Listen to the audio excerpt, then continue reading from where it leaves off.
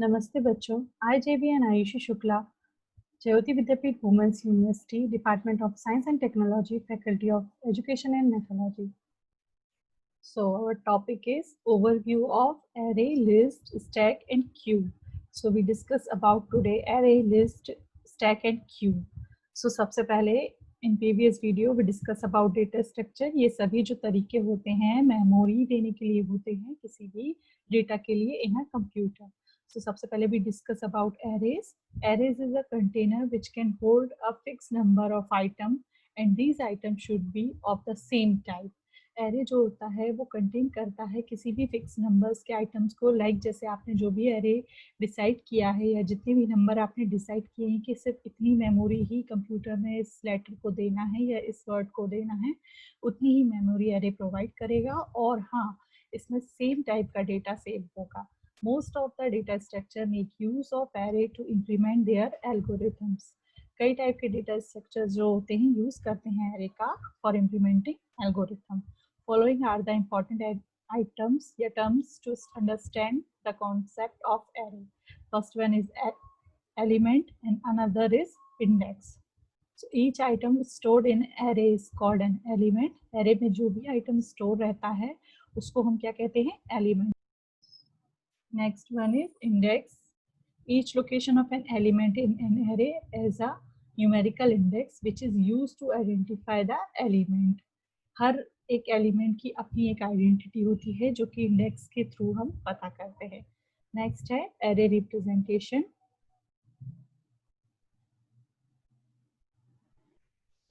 Array can be declared in various way in different languages. For illustrator, let's take C array declaration. हम यहाँ पे example के तौर पे C लैंग्वेज का एरे ले रहे हैं जिसमें इन्होंने एक इंटीजर टाइप का एरे लिया है जिसका यहाँ पे आप देखिए there is three things.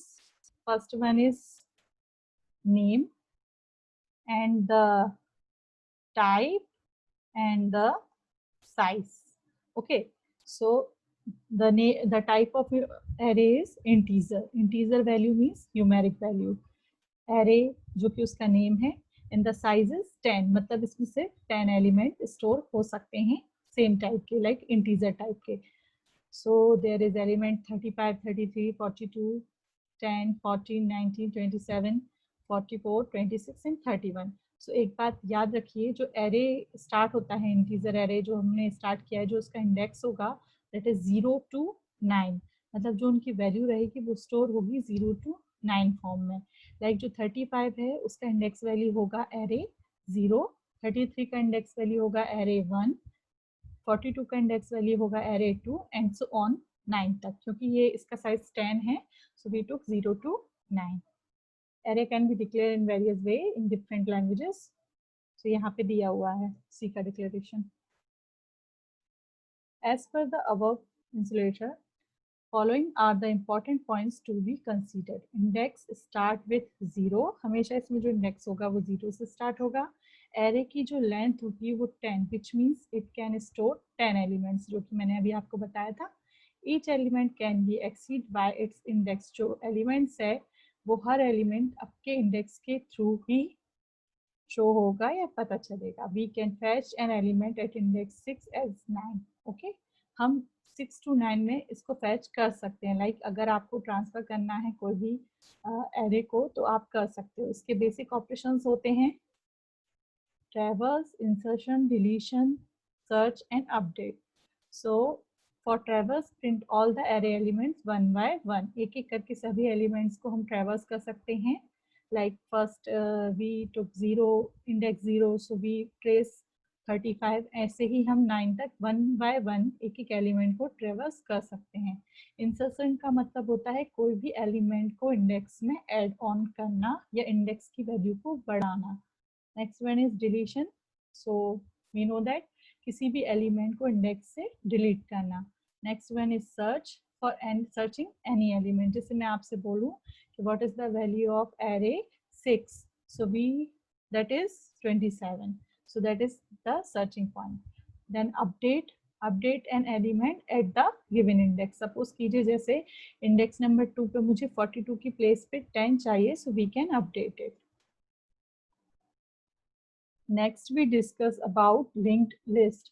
A linked list is a sequence of data structure which are connected together via links. जो linked list होता है वो sequential data structure होता है, एक sequence में होता है और हर data structure एक दूसरे के through एक link के through connect रहता है. Linked list is a sequence of links which contain items. Each link contain a connection to another link. हर जो इसमें सीक्वेंस में डेटा स्टोर रहेगा और जो भी आइटम्स स्टोर रहेंगे वो सारे आइटम्स वो सारे कंटेंट्स एक दूसरे से कनेक्ट रहेंगे in link list. Link list is the second most used data structure after array. Array के बाद जो सबसे ज्यादा यूज होता है that is link list. Following are the important terms to understand the concept of link list. First one is link. Each link of a linked list can store a data called an element. Her link में जो data store होता है link list के उन सभी को हम क्या बोलते हैं, एलिमेंट्स कहते हैं. जैसे एरे में हमने एलिमेंट देखे थे, सेम लाइक दैट इसमें एक नोड होता है that is next node. So each link of a link list contain a link to the next link called next. हर जो लिंक होती है एक दूसरे से कनेक्ट होती है. सो जंप करने के लिए like first link to second link पे जाने के लिए जो कनेक्शन होता है that is by next node. Link list. A linked list contain the connection link to the first link called first. अब इसमें एक हेड होता है और एक नल पॉइंट्स होता है. यहाँ पे देखिए आपको लिंक लिस्ट का रिप्रेजेंटेशन दिया हुआ है that is linked list can be visualized as a chain of nodes where every node point to the next node. यहाँ पे स्टार्टिंग जो फर्स्ट लिंक लिस्ट होता है दैट इज हेड पॉइंट और हर डेटा आइटम के साथ एक नोड फिक्स होता है दैट इज नेक्स्ट नोड. और जब ये लिंक लिस्ट या जब ये रिप्रेजेंटेशन या जब ये डेटा स्टोरिंग सिस्टम फिनिश होता है तो that is finished by null character. As per the above illustration, following are the important points to be considered. Linked list contain a link element called first. Link list जो होती है contain करती है link element को जो कि first के साथ स्टार्ट होता है. Next is each link carries a data field and a link field called next. Her data items के साथ या हर डेटा फील्ड के साथ एक नोड होता है दैट इज नेक्स्ट नोड जो कि लिंक करता है नेक्स्ट जो डेटा आइटम है उसके. Next is each link is linked with its next link using the next link. Next link जो होता है वो नेक्स्ट लिंक के साथ लिंक करता है ताकि आप जो दूसरा डेटा आइटम है वो पहले डेटा आइटम के साथ सीक्वेंस बिठाएं. Next is last link carries a link as null to mark the end of the list. और जो लास्ट लिंक होता है लिंक लिस्ट का उसके साथ एक मार्क होता है दैट इज नल कैरेक्टर जो मैंने अभी आपको बताया था नल जो कि ये बताता है कि लिस्ट जो है वो यहाँ पर फिनिश हो चुकी है. अब टाइप ऑफ लिंक लिस्ट देखिए यहाँ पे तीन टाइप्स होती हैं that is simple link list, doubly link list and circular link list. अब सबसे पहले बात करते हैं सिंपल लिंक लिस्ट की. Item navigation is forward only. यहाँ पे क्या होता है सिंपली जो होता है नेविगेशन जो होता है आइटम्स का वो फॉरवर्ड बस होता है मतलब एक के बाद एक कंटिन्यू में आ सकता है और आप जब इसको सर्च करेंगे तो एक ही लाइन में सर्च कर सकते हैं. डबली लिंक लिस्ट में क्या होता है फॉरवर्ड और बैकवर्ड दोनों हो सकते हैं आइटम्स के साथ. और सर्कुलर लिंक लिस्ट में जो फर्स्ट आइटम होता है वो लास्ट के साथ कनेक्ट होता है लाइक ये सर्कुलर वे में होती है. सिंपली में आप क्या कर सकते हैं एक ही सीरीज में पैटर्न में जो डेटा है उसको स्टोर कर सकते हैं. डबली में आप दोनों तरफ से इंसर्शन कर सकते हैं और सर्कुलर जो होता है वो आपस में कनेक्ट होता है like last to first. Now इसके भी बेसिक ऑपरेशन हम देखेंगे that is simply insertion, deletion, display, search and delete. तो सबसे पहले बात करते हैं इंसर्शन की that is add the element in the beginning of the list और ending of the list in doubly link list. बाकी सिंपली लिंक लिस्ट में आप एलिमेंट को बिगिनिंग में ही लिस्ट करते जाएंगे. Then deletion same as beginning से हम इसको डिलीट करते जा सकते हैं.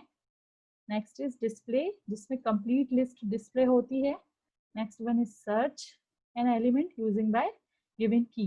किसी भी की के थ्रू हम एक कोई भी डेटा जो है उसको सर्च कर सकते हैं लाइक लिस्ट में वो किस नंबर पे है अगर हम ये जान लें तो हम उसको इजीली सर्च कर सकते हैं. Deletes N element using the given की. सपोज कीजिए अगर आपको कोई बीच का डेटा डिलीट करना है तो by using key we can delete it. Next हम बात करेंगे स्टैक. सो स्टैक को समझने के लिए सबसे अच्छा एग्जाम्पल यहाँ पे दिया हुआ है, that is a deck of cards and pile of plates. आप देख रहे हैं यहाँ पे कार्ड्स का एक डेक दिया हुआ है और एक प्लेट्स का पाइल दिया हुआ है। इसमें हम क्या होते हैं, जैसे अपन कार्ड्स को जमाते हैं, तो कार्ड्स को जब अपन जमाते हैं तो उसमें क्या सिस्टम होता है कि आप सारे कार्ड्स अगर एक फॉर्म में रखे हैं, तो आप अगर उसमें से बीच में से या कहीं और से कार्ड निकालेंगे तो it disturb all the cards. Same as plate, अगर आप बीच में से कोई प्लेट निकालते हैं या नीचे से प्लेट निकालते हैं तो सारी प्लेट्स उसमें डिस्टर्ब होंगी। तो जस्ट लाइक दैम स्टैक में भी सेम यही रिप्रेजेंटेशन होता है, इसमें लीफो के फॉर्म में, LIFO के फॉर्म में डेटा जो होता है वो स्टोर होता है। Like last in first out, जो लास्ट में इन हुआ है वो फर्स्ट आउट होगा।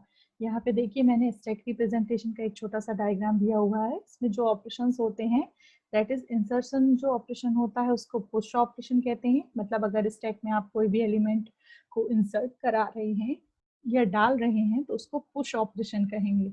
और जब आप स्टैक से कोई भी आइटम रिमूव कर रहे हैं या निकाल रहे हैं तो उसको पॉप ऑपरेशन कहेंगे। इस बात को ध्यान में रखिए। तो यहाँ देखिए, सपोज कीजिए ये यहाँ पे देखिए आपको ये स्टैक दिया हुआ है जिसमें जो प्रोसेस है last in first out process है।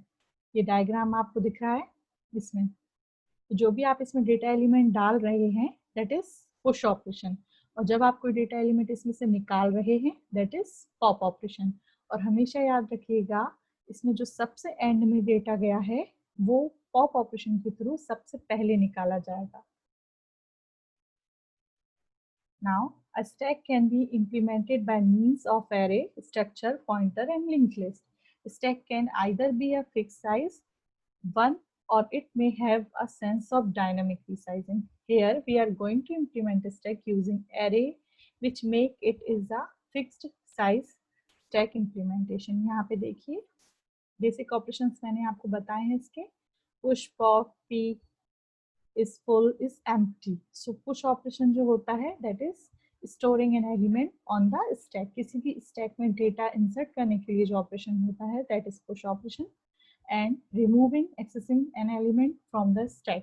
किसी भी stack से data निकालने के लिए जो operations होते हैं that is pop operations. When data is pushed onto stack, to use a stack efficiently, we need to check the status of stack as well. For the same purpose, the following functionality is added to stack.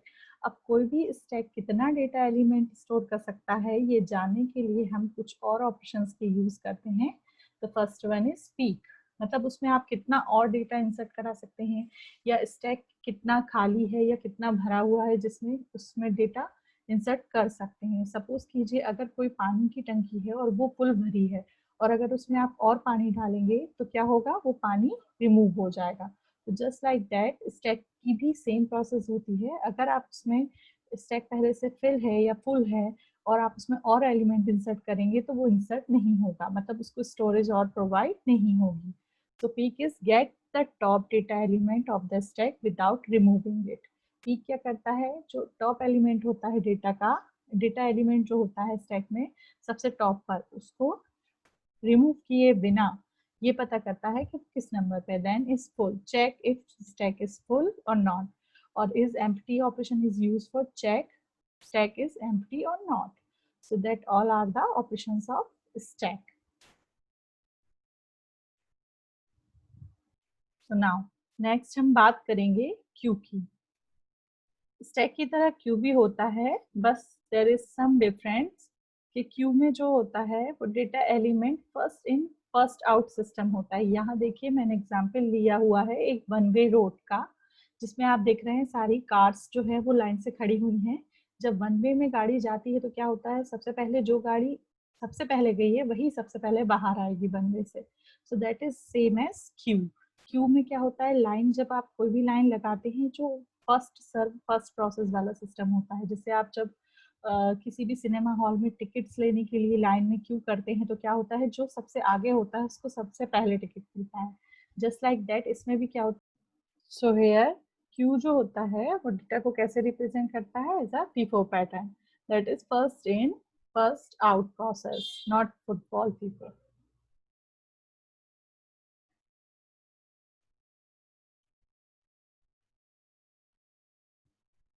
यहाँ पे देखिए queue representation दिया हुआ है, that is last in last out and first in first out process.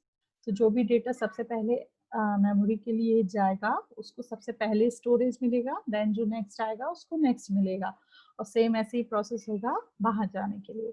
अब इसके basic operations के बारे में हम देखेंगे। क्यू ऑपरेशंस में involve in initializing or defining the queue, utilizing it, and then completely erasing it from the memory. Here we shall try to understand the basic operation associated with queue. NQ देखिए, सबसे पहले NQ process, that is add or store an item to the queue. Then TQ process, that is remove, access an item from the queue.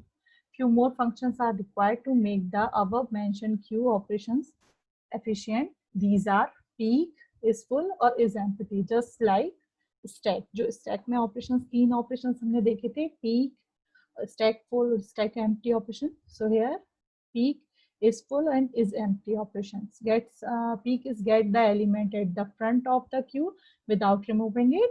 Is full, check if the queue is full or not. Empty is empty, checks if the queue is empty or not. So that all are the overview of array, stack, and queue